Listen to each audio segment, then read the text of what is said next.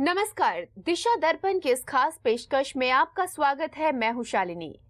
दिशा दर्पण की इस खास पेशकश में आज हम बात करेंगे आम आदमी पार्टी में मचे घमासान की। जैसे कि आपको पता है कि दिशा दर्पण की इस खास पेशकश में हम आपको सरकार की नीतियों के बारे में बताते हैं। दर्पण दिखाते हैं उन नेताओं का जो चुनाव में लोगों से बड़े बड़े वायदे तो करते हैं, लेकिन ये वायदे कभी पूरे नहीं होते। दिल्ली में भी विधानसभा चुनाव में आम आदमी पार्टी ने लोगों से बड़े बड़े वादे किए। जनता ने भी दिल खोलकर आम आदमी पार्टी को अपना समर्थन दिया। पार्टी ने 67 सीटें जीतकर बहुमत से अपनी सरकार बनाई। लोगों ने भी इस पार्टी को जी खोलकर अपना समर्थन दिया, इस उम्मीद से कि ये पार्टी उनकी उम्मीदों पर खरी उतरेगी। लेकिन इन वायदों को पूरा करना तो दूर की बात, आपसी भाईचारे की बात करने वाले अरविंद केजरीवाल की इस पार्टी में भाईचारा कहीं पर भी दिखाई नहीं देता। आपको याद होगा 14 फरवरी को अपने शपथ ग्रहण समारोह में अरविंद केजरीवाल ने एक कविता पढ़कर आपसी भाईचारे का संदेश दिया था।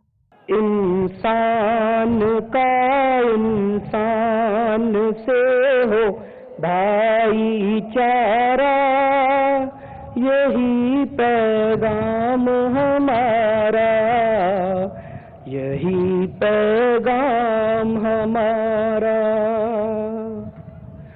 इंसान का इंसान से हो भाईचारा, यही पैगाम हमारा, यही पैगाम हमारा।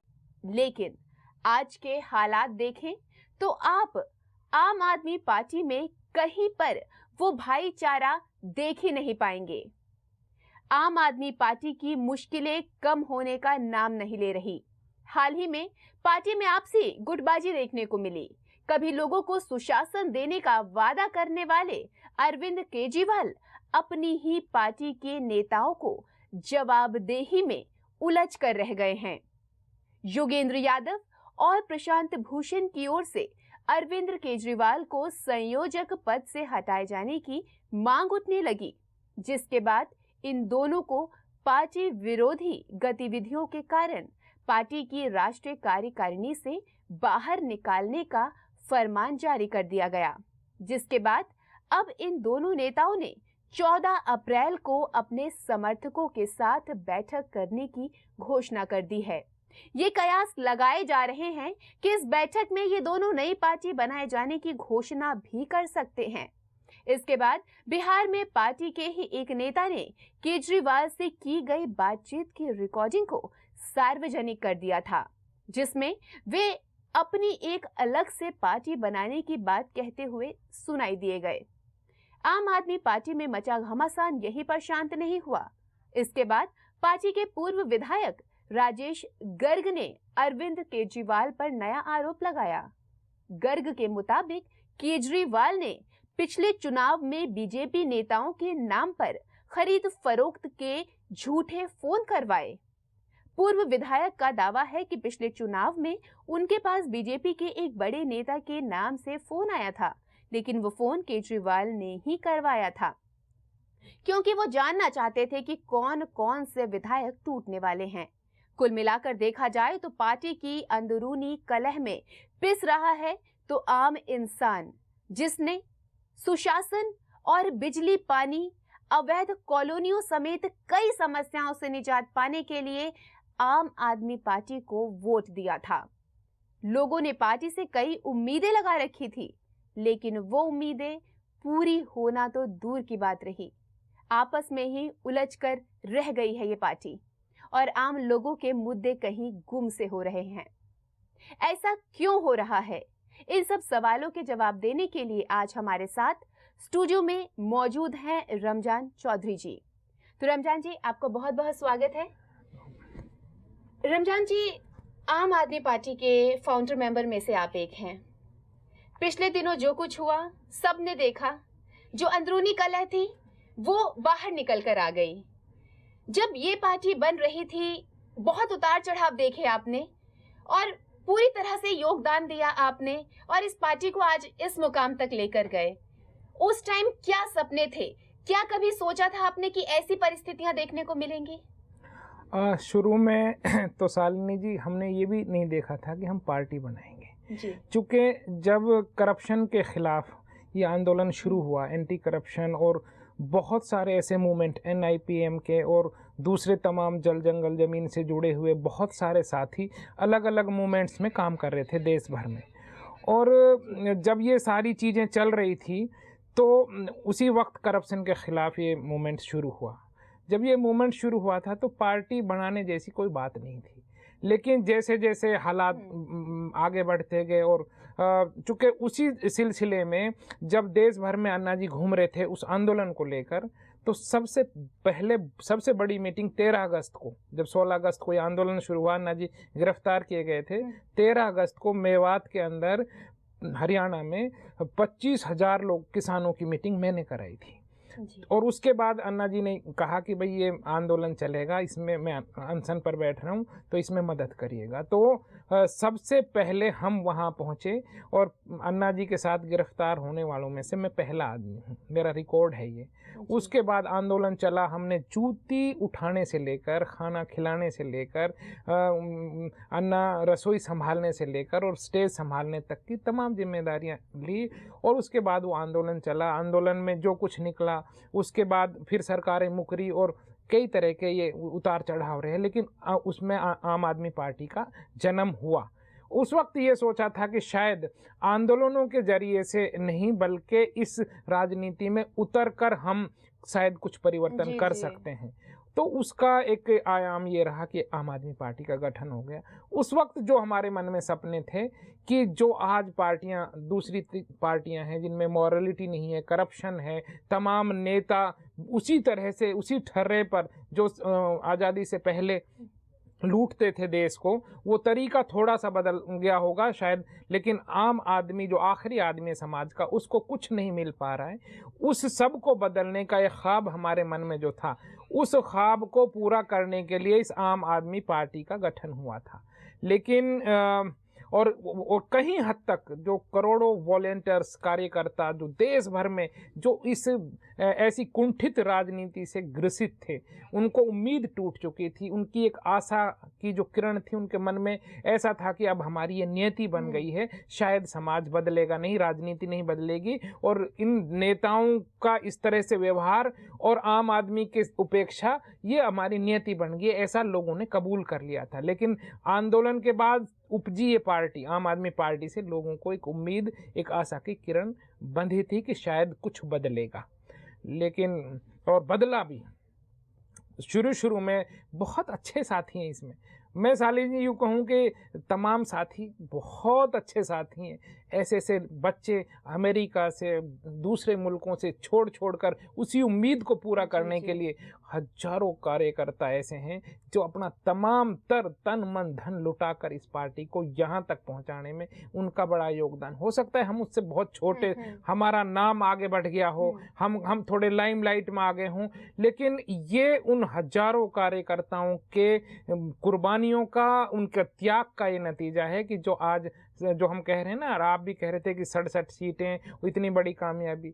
लेकिन यह है कि जब हालात बदलते हैं और सत्ता का नशा आता है, जैसे अब्राहम लिंकन ने कहा ना कि अगर किसी को सही पहचान और उसके औकात की, उसके वर्चस्व की और उसके करैक्टर की अगर सही पहचान करनी हो तो उसको आप सत्ता देकर देख लीजिएगा, पावर देकर देख लीजिए। आज वही बात आम आदमी पार्टी पर लागू तो होती भी जब नजर आ ये रही है। पावर आई तो कई चीजें बदली, कई तरह का मिजाज बदला, कई तरह के करैक्टर बदले, और जो चीजें छुपी हुई थी, जो उस मिजाज में जिसको हम काउंट नहीं करते थे, वो ऐसे ऐसे एक एक करके बाहर निकलती दिखाई दे रही हैं, जिससे हम खुद भी शर्मिंदा हैं और शायद देश भी शर्मिंदा होगा। क्योंकि जिन चीज़ों को लेकर बड़ा काम करने के लिए, बड़ी आकांक्षाएं, बड़ी आशा, बड़ी उम्मीद लेकर जो हम आए थे, उसमें कहीं ना कहीं कुछ कमी हमको लगती है कि शायद वो चीज़ें नहीं हो रही जो होनी चाहिए थी।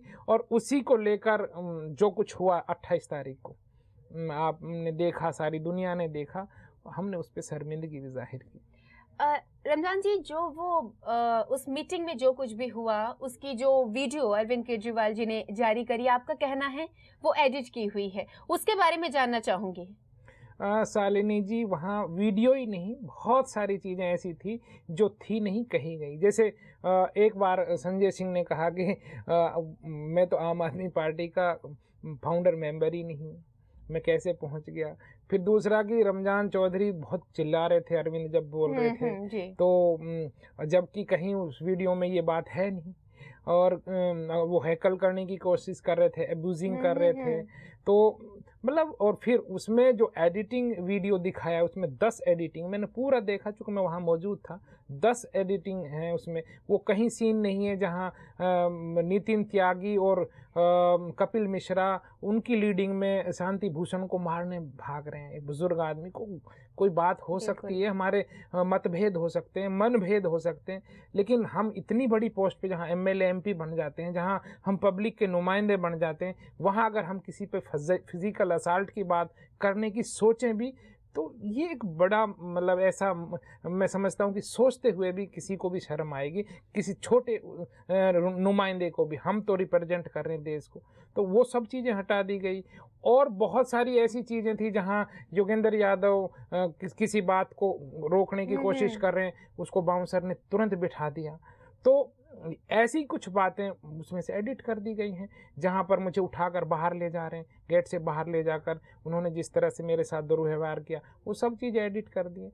तो ये, अगर इस राजनीति के लिए हम आए थे कि जिसमें कुछ भी हेरा फेरी हो सकती है, कुछ भी बदला जा सकता है, तो ये हमारा ख्वाब नहीं था, और इस राजनीति के लिए हम नहीं आए थे। जी रमजान जी, जितना बड़ा झटका आप लोगों को लगा है, मैं बात कर रही हूँ योगेंद्र यादव की, प्रशांत भूषण की, आपकी, आपको नहीं लगता कि उससे भी बड़ा झटका हमारी जनता को लगा है? क्योंकि इतनी भारी बहुमत इतिहास में जो देखने को मिली, इससे कोई नकार नहीं सकता। पिस्ता आखिर में आम आदमी है, और आज वही वक्तव्य सही होता हुआ नजर आ रहा है।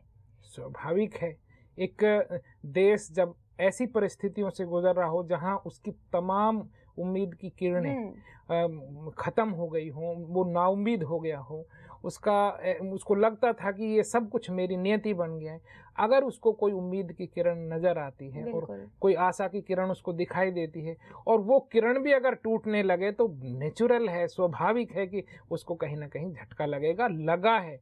लेकिन दुनिया यहीं ख़त्म नहीं होती, बहुत अच्छे लोग हैं इस पार्टी में। मैं फिर कह रहा हूँ कि इतने अच्छे अच्छे लोग हैं कार्यकर्ताओं में, जो चीज़ों को फिर से समेटने की हिम्मत रखते हैं, समेटने की बात रखते हैं और संजोने की बात रखते हैं। उन्हीं कार्यकर्ताओं की ईमानदारी, नेक नियति और उनकी कुर्बानियों के बलबूते पे यहाँ तक पहुँचे हैं। ये ठीक है कि सत्ता पर कुछ अलग तरह के लोग काबिज हो गए, लेकिन देश में अभी भी बहुत कुछ बचा है। चीज़ें अगर फिर से दोबारा समेटी जाएंगी, तो ऐसे लोगों को बाहर भी किया जा सकता है और नए तरह से नई दिशा और दशा दी जा सकती है। जी रमजान जी, आखिरी सवाल आपसे यहाँ करना चाहूंगी। 14 अप्रैल को एक बैठक होने जा रही है, कयास लगाए जा रहे हैं कि नई पार्टी की घोषणा भी की जा सकती है, इस बारे में क्या कहना चाहेंगे? देखिए, चूंकि ये जो पार्टी है आम आदमी पार्टी, ये किसी की बपोती नहीं है।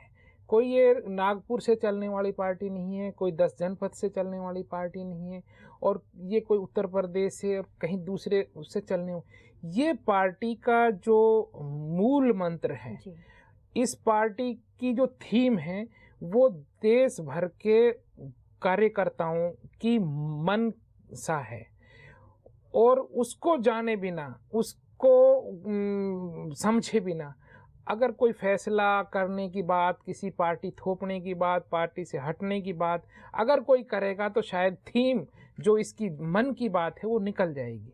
तो 14 तारीख को तो इस बात के लिए कि जो कुछ हुआ है पिछले 1-1.5 महीने में और आगे क्या हो सकता है, इस सब पर मंथन करने के लिए जो लाखों कार्यकर्ता हैं, हजारों कार्यकर्ता हैं जो इस पार्टी से जुड़े हुए हैं, उनको बुलाया है। और आएंगे वो लोग, अपना वक्तव्य रखेंगे, अपने राय रखेंगे, मशवरे रखेंगे, उसके बाद क्या होगा, कैसे होगा, वो सब चीज़ों के बारे में तय करेंगे। चलिए, इतनी सारी जानकारी देने के लिए और इस खास कार्यक्रम का हिस्सा बनने के लिए सबसे पहले मैं रमजान जी का बहुत बहुत धन्यवाद करना चाहूंगी।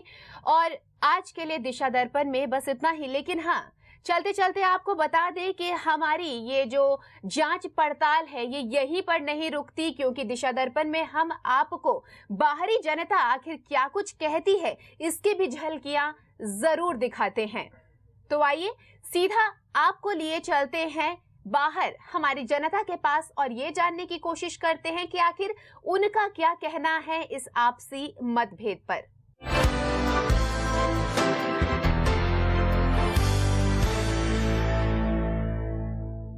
देखिए, जब देश भ्रष्टाचार और महंगाई से जूझ रहा था और तरह तरह के करप्शन हो रहे थे, तब ये एक मूवमेंट सामने आया और लोगों को लगा कि हाँ, अब आम आदमी पार्टी के ज़रिए कुछ महंगाई और जो भ्रष्टाचार है इससे कुछ निजात मिलेगी। कुछ ख़ासतौर से जो औरतों के ख़िलाफ़ भी जो बातें हो रही थी, लोगों ने इसको एज ए पार्टी कभी नहीं लिया। एक अपने जज्बात के साथ जोड़कर लोग इस पार्टी से जुड़े और लोगों ने जो वोट भी किया वो न कि एक पार्टी के लिए किया, बल्कि यूँ समझ के किया कि हम अपने लिए कुछ करना चाहते हैं। इसीलिए लोग दूर दूर से आए। लोगों ने अपने जज्बात को इन लोगों के लिए दिया। लेकिन जब ये बातें हुई और स्टिंग वगैरह आए, क्योंकि जो चेहरे थे इसमें योगेंद्र यादव, प्रशांत भूषण वगैरह, रमज़ान चौधरी जी और आनंद कुमार जी और जो दूसरे चेहरे थे, उनको देख के लगा था कि हाँ, एक उम्मीद जगी कि अब हाँ, कुछ ईमानदार लोग आए हैं तो कुछ मुल्क सुधरेगा। लेकिन जैसे पिछले दिनों ये हालात हुए, केजरीवाल और उसकी जो चौकड़ी ने जो दिखाया, स्टिंग आए, अब लगता नहीं कि जो दिल्ली को सुधारने की बात चले थे, देश को सुधारने की, जब दिल्ली में ये दंगल उनका शुरू हो गया है तो देश में क्या हाल होगा। लोगों के तरह तरह के वो आ रहे हैं, लोग रो रो के इनको अपनी गाथा सुना रहे हैं कि कम से कम सुधर जाओ, सुधर जाओ। और जो 29 तारीख की मीटिंग है, जो इनकी जब एनी से निकाला गया योगेंद्र यादव और प्रशांत भूषण, रमज़ान चौधरी जी वगैरह को, तब से लोगों में और ज़्यादा एक घबराहट है कि अब वो जो उम्मीद की एक किरण थी वो लोगों की ख़त्म हो गई। अब लगता नहीं कि कहीं कुछ होने वाला है। भी कहा कि दिल्ली के ही लोग नहीं थे, पूरे मुल्क से अलग अलग कोनों से लोग आए थे और लोग इसलिए नहीं आए थे कि एक पार्टी को वोट देना है, लोग अपने लिए कुछ करने के लिए आए थे कि हाँ, हमारे अपने कुछ लोग हमारे बीच में से उठ के आए हैं, यहाँ ज़रूर सुनी जाएगी। ये उम्मीद नहीं थी कि ऐसी तानाशाही होगी जो अभी देखने को मिल रही है। अब लोगों का जो वो एक उम्मीद थी वो ज़रूर कहीं ना कहीं वो उम्मीद टूट गई है। अब लगता नहीं कि कहीं ना कहीं जैसे पहली पार्टियां थी वही हाल इनका भी होने वाला है।